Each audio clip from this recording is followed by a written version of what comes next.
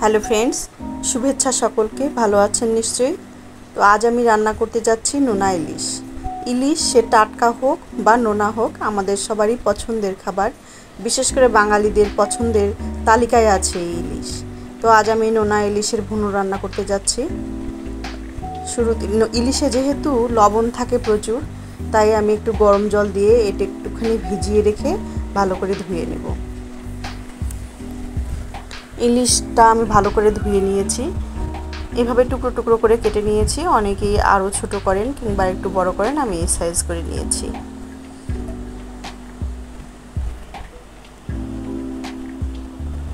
প্যানে তেল দিয়ে দিলাম। তেলটা একটু গরম হয়েছে। আমি 1 বাটি পরিমাণ পেঁয়াজ কুচি দিলাম। শুটকিতে যেহেতু পেঁয়াজের আধিক্য দরকার পড়ে, তাই পেঁয়াজটা একটু বেশি দিয়েছি।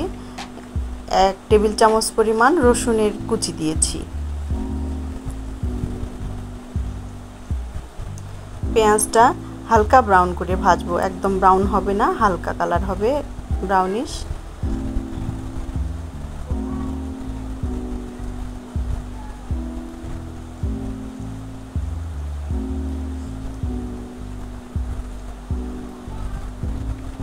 এই পর্যায়ে আমি একটু হলুদ দিচ্ছি, পরিমাণ মতো হলুদ।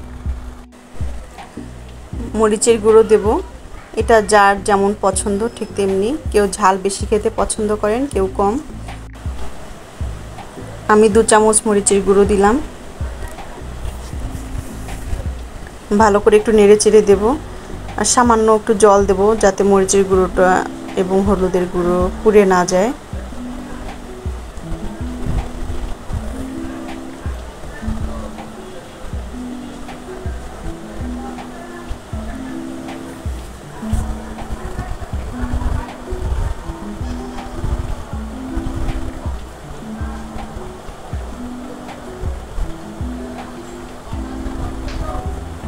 নোনা ইলিশের এই ভুনাটা খেতে খুবই মজার, গরম ভাতে দুর্দান্ত লাগে।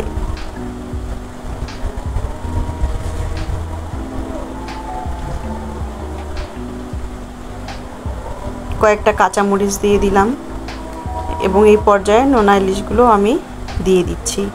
দিয়ে ভালো করে নেড়ে চেড়ে একটু কষিয়ে নেব।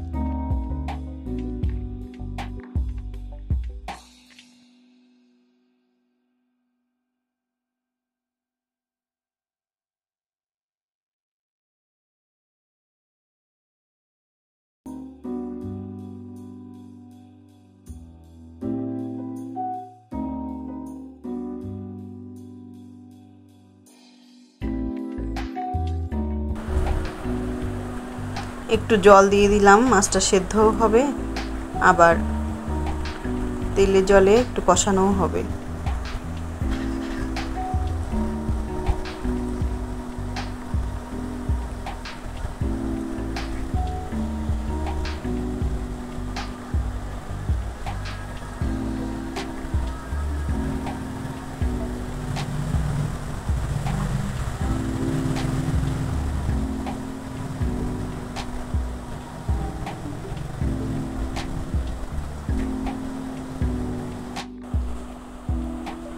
ভুনাটা প্রায় হয়ে এসেছে।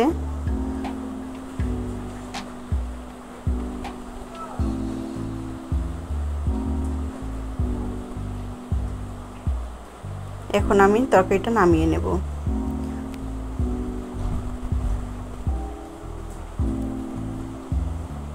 দেখুন ফ্রেন্ডস, রংটা কত সুন্দর হয়েছে এবং খেতেও আশা রাখি অনেক মজা হয়েছে।